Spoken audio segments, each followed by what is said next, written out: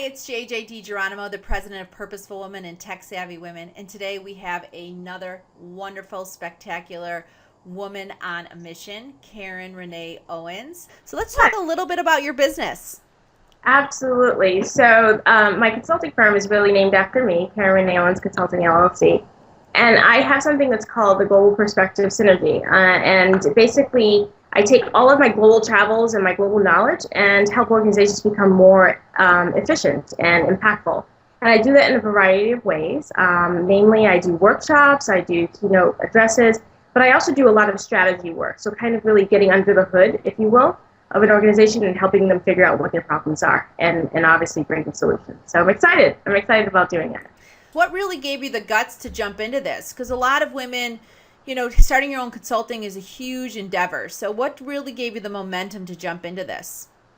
Yeah, I mean, it was really a combination of things. I came back to the United States after being abroad in Africa, working for President Clinton's foundation in Africa, doing HIV and AIDS work. And I came back in '09, which was right after the financial crisis. And so I had all this great experience from that organization, from other, Fortune 100 organizations, and I really wanted to do my own thing. I really wanted to just kind of pull on my own education, my own background to be able to deliver a suite of services to organizations that really needed that kind of personalized touch.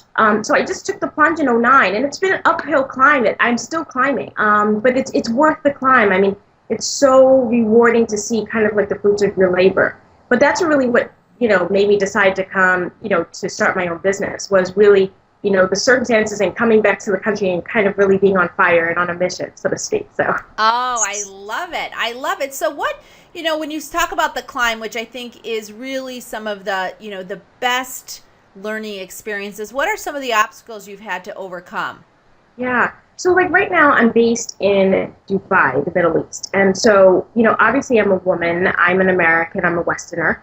And so being in an environment where, but ironically, Dubai is probably one of the best places to be in the Middle East because it's very welcoming of foreigners like myself who just kind of want to start another, either angle of their business or plug a hole. But I think one of the biggest challenges is really kind of embracing all of that, the responsibility that comes with that. I mean, being in a land where you're a foreigner and I don't necessarily have to learn a new language, but you have to learn a new culture. And so the way that I do business in the United States is completely different how I do business in the Middle East. It's all about relationships, all about being respectful of the Islamic culture, and it's all about being respectful of the dynamics between women and men, which is very interesting. And so I think for me the biggest thing is just keeping an open mind and just literally just putting one foot in front of the other. I'm a woman of faith, so my faith plays a huge role, a central role in everything that I do. I'm very peripheral.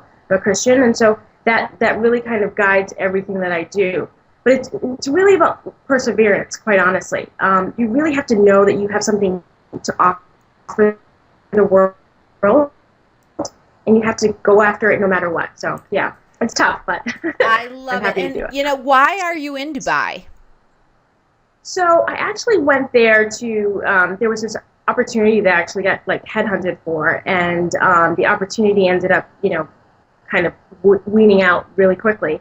And so I already had my business back in the United States, so I literally just kind of, brought my business over there, to kind of take advantage of really a lot of great opportunities. So the UAE is only 41 years old. So if you can imagine America, 300 some odd years ago, it's very nascent. It skipped a lot of steps, so it doesn't have to go through the industrialization and that kind of thing.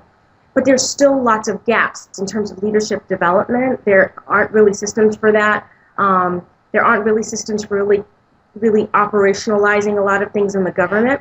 And so if I can be of help there and be of service to the people, and there's also this component in the Middle East, and I think a lot of people don't realize, there is poverty there. And my heart really beats for people who don't have. And so if I can help people start foundations and start organizations to help fill those gaps with people who are impoverished, I will feel like my life has been well lived. So there's lots of great opportunity in the Middle East in general, but specifically in Dubai, it's incredible. So you are so inspiring. It's so exciting to see your energy and the impact you're making every day. What advice would you give to other women that are sitting at their desk and they're pondering an idea or are thinking about starting something new or changing positions? I think a couple of things. I think number one, literally just get started. I think a lot of times we spend so much time kind of wringing our hands and overthinking things. Get started. Number two, break it down into bite-sized pieces. So it's kind of like, Karen, where do I get started? Well, get started with incorporating your name, forming a legal entity of what you want to do. Write your business plan and don't hold fast to that either, And I think number three, I think which is really important for me, is completely put yourself outside of your comfort zone and really stretch. I think in those places you do the most learning, you surprise yourself, you surprise others. But I think in that place where you're really uncomfortable, you really find that you can do what you set out to do. So it's really about, just getting started, put it in bite-sized pieces, break it down to little steps, and then, stretch yourself, really challenge yourself and put it before you that, you can really do it. Oh, awesome. Awesome. You have inspired me, and I just really appreciate your time. Thank you so much for joining us today. Thank you, JJ. It was my pleasure. Take care. Thank you.